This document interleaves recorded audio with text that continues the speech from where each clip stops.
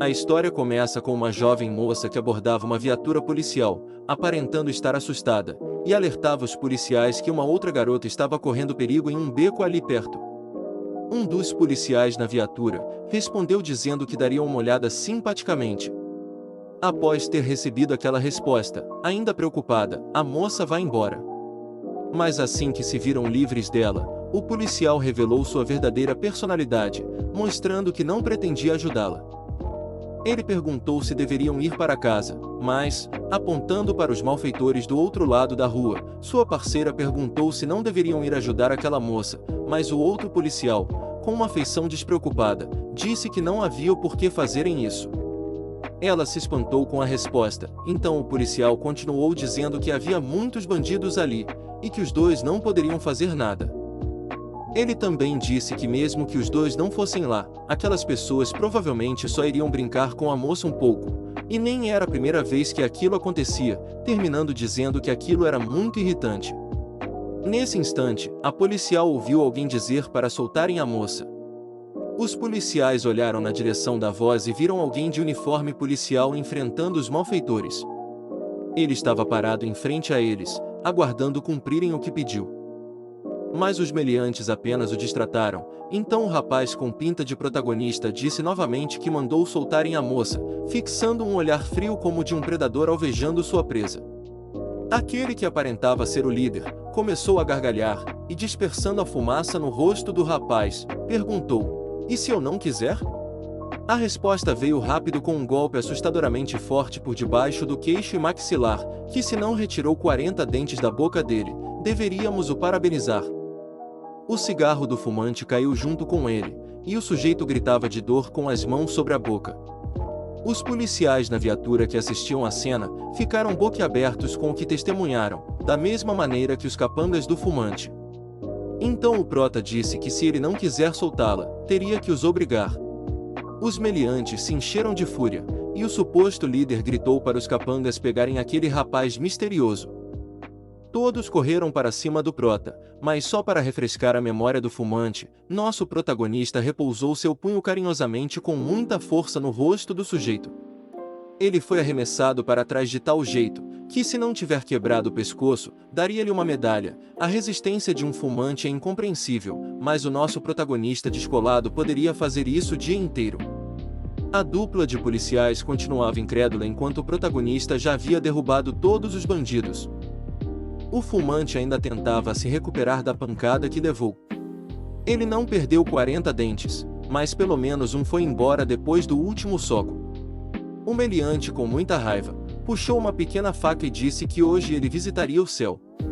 O prota, de maneira debochada, perguntou se ele seria quem o mandaria para o céu, e coberto de ódio pela afronta, o fumante disse que o eliminaria naquele momento. O prota achou aquilo uma piada, e já bem próximo do rosto do fumante, ele disse que o sujeito jamais mataria alguém, porque ele não tinha o olhar de um assassino. O sujeito se sentiu um pouco intimidado, mas questionou se o prota realmente achava que ele não seria capaz de tirar uma vida. Então, o desafiando a fazê-lo, o prota disse para o fumante ir em frente e tentar eliminá-lo, colocando a ponta da faca sobre seu peito esquerdo. No entanto, o fumante morreria se não fizesse direito. Aquelas palavras deixaram o sujeito muito assustado e confuso. Os olhos do prota pareciam devorar a alma do infeliz. Completamente apavorado, o fumante largou a faca, deixando-a cair no chão, e perguntou quem seria a pessoa diante dele. O prota, por sua vez, colocou a mão direita sobre o ombro do sujeito, e enquanto os dois policiais assistiam, ele disse: "Eu sou aquele que pega malditos como você." Em seguida, ele aplicou mais força nos dedos, lesionando o trapézio do sujeito e fazendo-lhe gritar de dor, enquanto o observava sofrendo com um maligno sorriso no rosto. Então somos levados para uma semana antes, no porto de Incheon. Alguém se aproximava de um container, e ao abri-lo, vimos que algumas outras pessoas o aguardavam lá dentro. A julgar pelos brinquedos nas mãos de alguns deles, provavelmente não eram pessoas de boa índole. O rapaz que chegou no local era nosso prota, e com uma expressão séria, ele disse que todos já estavam ali, daí descobrimos seu codinome de assassino, Bikan. Um dos homens que o esperava perguntou o porquê dele estar tão atrasado. Seu codinome de assassino era Dampon. Ele continuou dizendo se o Prota estaria os desprezando só porque aquela seria a última reunião, e o Bi-Khan respondeu que nem estava tão atrasado assim, e pediu para ele deixar de graça. Sem querer perder tempo, nosso Prota perguntou qual seria a próxima missão, e logo após o que foi dito, alguns homens ficaram um pouco apreensivos. Instantes depois, um sujeito surgiu sorrateiramente por detrás de Bi-Khan, com uma corrente em mãos, dizendo que o Bodhisattva pediu para cuidarem dele. Mas num curto lapso de tempo, antes que a corrente envolvesse o pescoço do Prota, ele conseguiu assegurar sem muita dificuldade, revidando com uma cotovelada no pescoço do sujeito que o fez cair desacordado, talvez morto ali mesmo. Já segurando a corrente de forma ameaçadora, com muita fúria no olhar, Bi-Khan perguntou o que estavam fazendo. Com todos os seus capangas prontos para deletar a existência de Bi-Khan, o loirinho disse, sorrindo como se estivesse divertindo-se, que só estavam fazendo o trabalho deles. O Prota se surpreendeu com o que ouviu, porque aquilo só poderia significar uma coisa: seu próprio chefe o queria fora de cena. O loirinho continuou dizendo que aquela era a cerimônia de aposentadoria do assassino lendário Bi-Khan, e todos os capangas saíram para cima do protagonista.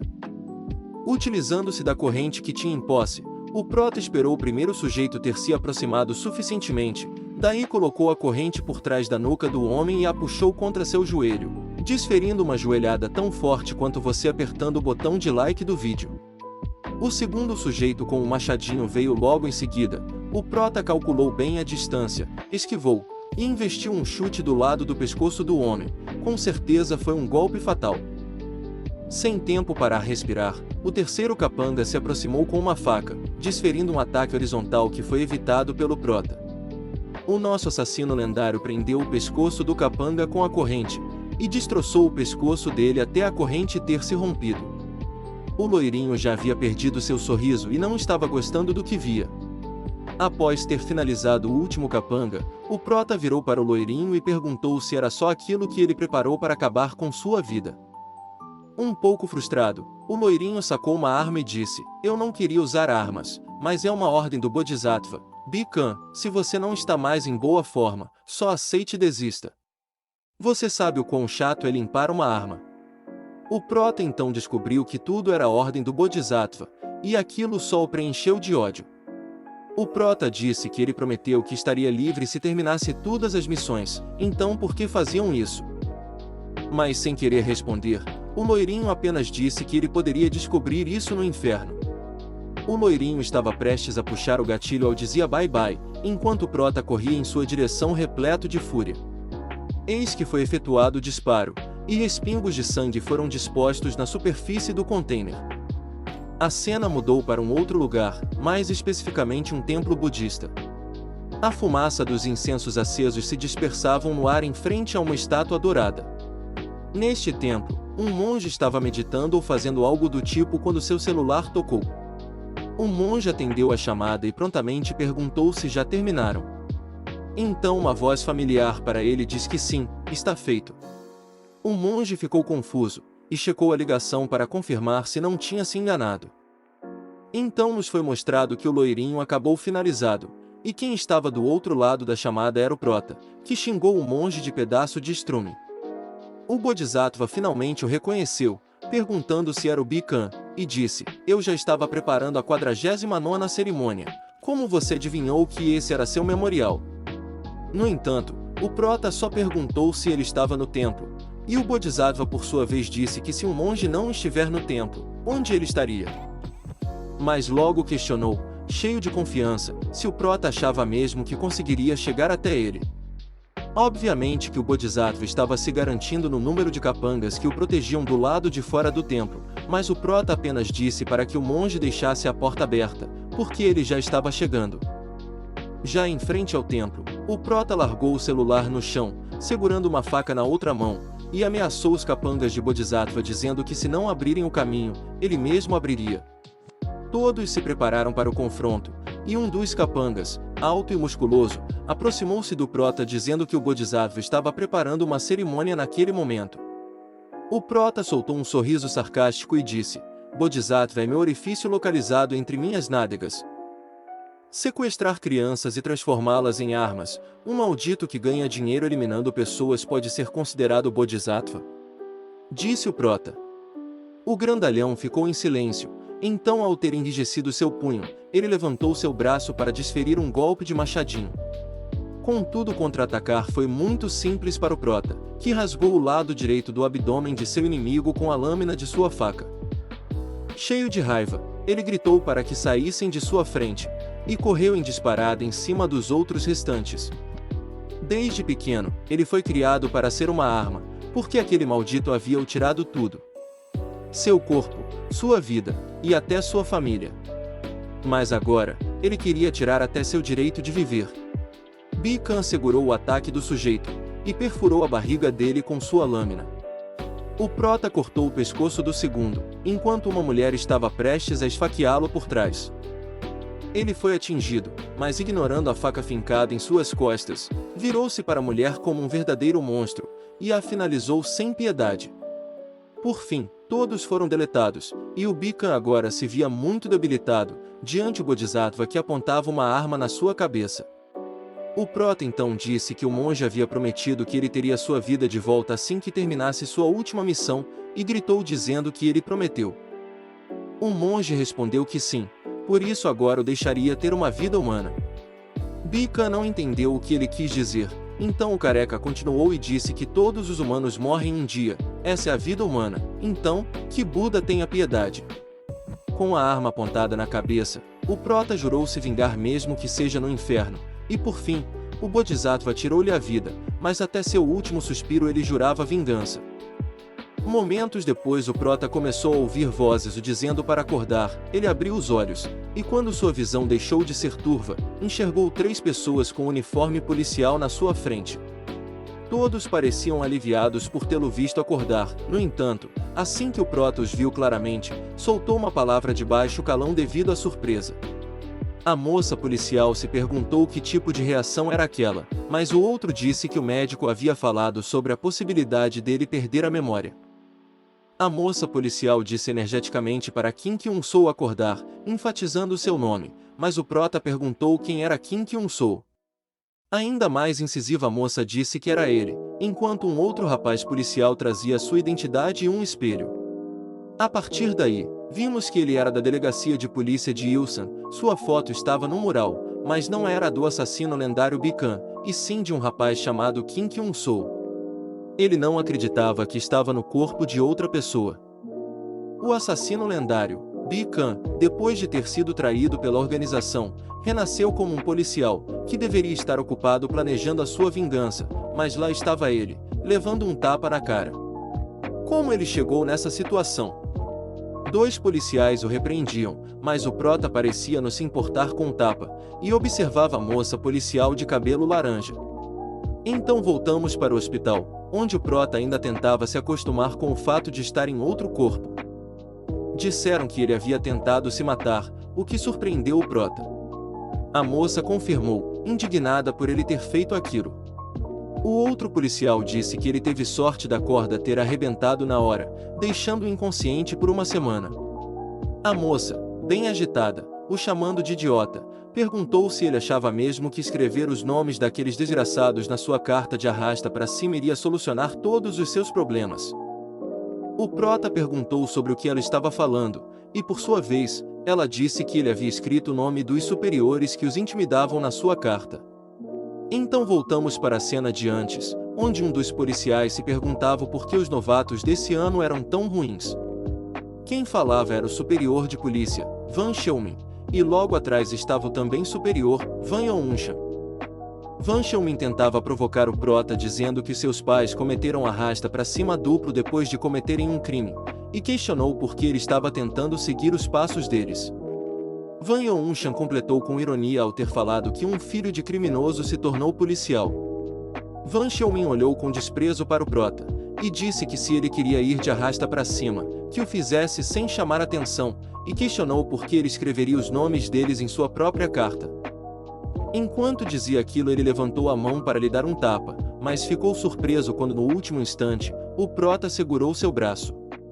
Van Cheomin perguntou se ele ficou maluco, como se atrevia a tê-lo parado.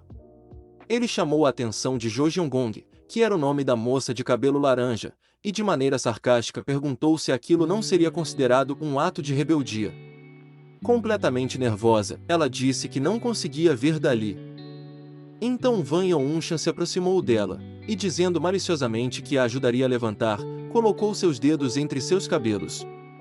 Aquilo foi a gota d'água para o prota, que xingou eles de filhos de uma garota da vida. Van Yeon-chan virou para ele perturbado, e nosso prota continuou dizendo que esse lugar também era bem bagunçado. Aquele comentário irritou ainda mais o Van Cheon-min, que perguntou o que ele havia dito bastante exaltado. Mas logo em seguida, o prota apertou seu braço com uma força incrível, fazendo Van Cheon-min berrar de dor. Ele continuou apertando por mais algum tempo, e o Van Cheon-min não parava de se contorcer. Os outros que também estavam sendo intimidados, ficaram espantados com a atitude do prota. Van Cheon-min, sem ter conseguido se soltar, pediu para tirar as mãos dele, mas antes que pudesse perceber, o prota o atingiu no pescoço com uma técnica marcial de 2 dedos. Ele caiu desacordado, e o outro policial, que também era seu irmão, ficou sem entender o que estava acontecendo. O prota se aproximou dele, e com uma expressão imparcial, deu um chute no órgão reprodutor do Van Yeon-chan, amassando bem suas bolas de gude. Naturalmente, Van Yeon-chan sentiu como se sua alma estivesse deixando seu corpo, e caiu deitado no chão sem qualquer força para fazer algo, a não ser chorar pelas suas bolas. Naquele momento, a Jo Jeong-gong disse nervosa que ele estava se rebelando contra os superiores, enquanto o prota os observava sem qualquer reação. Na cena seguinte, o superintendente, Choi Jin, dizia para o prota dar o fora, onde já se viu policiais lutando entre si, e ele batendo nos seus superiores. Ao mesmo tempo, uma comoção estava acontecendo bem atrás dele. O superintendente perguntou se o prota achava que só por ser policial, não seria demitido facilmente, mas o próprio ia garantir que ele nunca mais usasse aquele uniforme, e pediu para ele sair do seu escritório grosseiramente. Já do lado de fora, ele tirou o chapéu e refletiu sobre como os tiras conseguiam ser ainda piores, enquanto pensativo, uma mãe apontava para ele mostrando a sua filha um policial, e a menina o olhava com admiração. Então ele recordou do que aconteceu após ter saído do escritório do superintendente, e o grupo dos intimidados o acompanhava, com a Jo Jeong-gong perguntando se ele havia endoidado, mas o prota disse que apenas foi autodefesa. Um outro rapaz do grupo perguntou se ele havia esquecido que o pai daqueles superiores é um vice-comissário. O prota não sabia o que aquilo significava, então ele disse que ele tinha uma Taigumugunga. Isso era uma das marcas ou símbolos de classificação da hierarquia policial. Após explicarem isso, todos desejam que ele volte para casa em segurança, enfatizando que sentiriam sua falta. O prota ficou sem reação para com a atitude deles. Voltamos para a pracinha onde tinha parado para pensar, e ele dizia que era por isso que eles não conseguiam pegar pessoas como ele. Em seguida, ele também disse que só estava apodrecendo dentro daquela delegacia. Ele voltou a pensar na Targuk Mugunga, a marca do pai daqueles 2 policiais intimidadores, dizendo que esse símbolo seria o equivalente a uma estrela no exército. Ele disse que pelo menos deveria ter renascido como um tira do alto escalão. Enquanto isso, a menininha perguntava para sua mãe o que era um tira. O prota também se lamentou por ter sido exilado da organização, mesmo assim. Daí somos levados para o passado, na época que o prota era uma criança perdida na chuva, e uma pessoa apareceu, estendendo-lhe a mão oferecendo ajuda, e o convidando a ir com ele. Depois disso, anos se passaram e ele havia se tornado um assassino solitário, até que a pessoa que o encontrou agora apontava uma arma na sua cabeça, e desejando a piedade de Buda para ele, o eliminou com um tiro na testa, e o prota encontrou o mesmo destino do rapaz que tirou sua vida na forca. Voltamos à atualidade, e o prota já estava em sua casa, ou melhor, na casa de Kim Kyung-soo. Lá ele encontrou o pedaço da gravata que o Kim havia usado para ir de arrasta para cima. Em cima da mesinha também havia fotos dele, e um livro sobre introdução à ciência policial. O prota refletiu sobre o Kim Kyung-soo ter sido abandonado pelos pais, e também ter sido deixado de lado pela sua organização, e ter encontrado a morte, dizendo que pelo menos isso eles tinham em comum. Instantes depois, o prota se perguntou se deveria sair agora, e logo a cena mudou para a região de Jeonju-do, Departamento de Polícia Cebu, Oeste. Vimos uma ombreira, e logo em seguida nos é revelado ser do Superintendente-Geral, Hong Junho. Ele analisava alguns documentos sobre a operação de varredura do Templo Vaguxa, que fora descartada. Eis que ouviu uma voz que disse: "Há quanto tempo, tem estado bem?" Antes que o superintendente pudesse virar, uma caneta foi colocada contra seu pescoço. Hong Junho ficou sem ter o que fazer, e o prota disse que iriam bater um papinho. O superintendente perguntou quem era ele, e o prota respondeu dizendo que era o Bican. O oficial não entendeu, e a cena muda para momentos depois, já com os dois sentados um frente ao outro. O oficial falou que aquilo era um absurdo, que não havia como ele ser Bican, que foi eliminado e acordou como um policial. Se fosse o prota no lugar dele, conseguiria acreditar no que estava falando? Questionou. O prota disse que não estava pedindo para acreditar nele, ele estava o ameaçando, e o superintendente se incomodou com aquela afirmação.